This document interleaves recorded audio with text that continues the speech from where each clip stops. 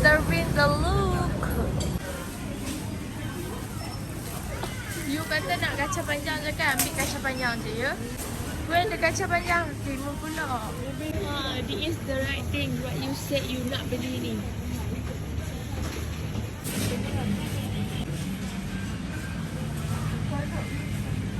Ikan don't have any stock.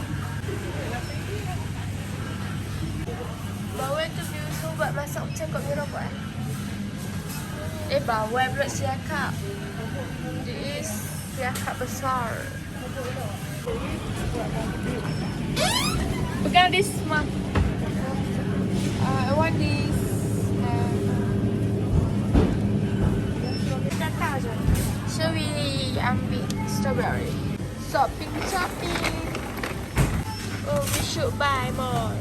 Hari tu rasa ada banyak lagi ibu, you should buy more. Because I dah habiskan. Hari ni macam lain. Ayam. Different lah. Dengan chicken.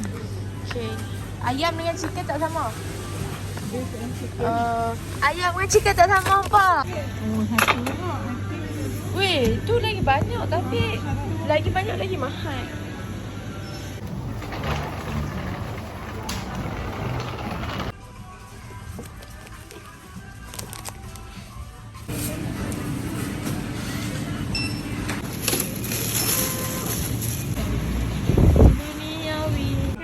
I want this kind. This is so cute. Oh, nostalgia. Ibu dia basuh ni. Ibu nak head shoulders tu tapi kita punya dah habis. Tadi kan dah beli blis ni. Hak tadi tu tak beli siap-siap buat apa. Memang saja nak marah orang tu. Mana ada? Ada. Mana? Tadi tu Tak mahu. tak. Aiskrim dah sikit je. Nak apa? Tu dia suka macam merah. Ambil kotak terus yang Beef? tak mengalah. Sini kelapa tu siap. Tak you kelapa tak siap. Strawberry tak mah? Biar pilih lah, lama tak pergi kamera makan ni banyak sangat asyik lah. Berapa tak tahu. Mentang-mentang benda RM1. RM9 je. RM9 je. Nak tu kacang. Esok balik sekolah boleh makan. Ini RM9. Ini RM9. Barang ya, barang je.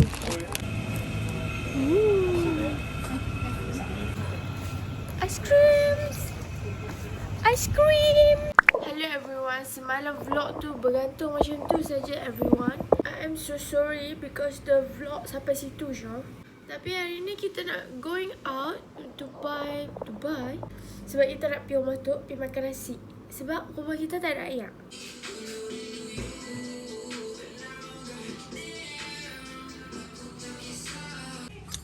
Nasi guys. Mana nasinya? Oh ni nasinya. Nasi ada ikan goreng, ada kuah, ada. So inilah kampung halamanku.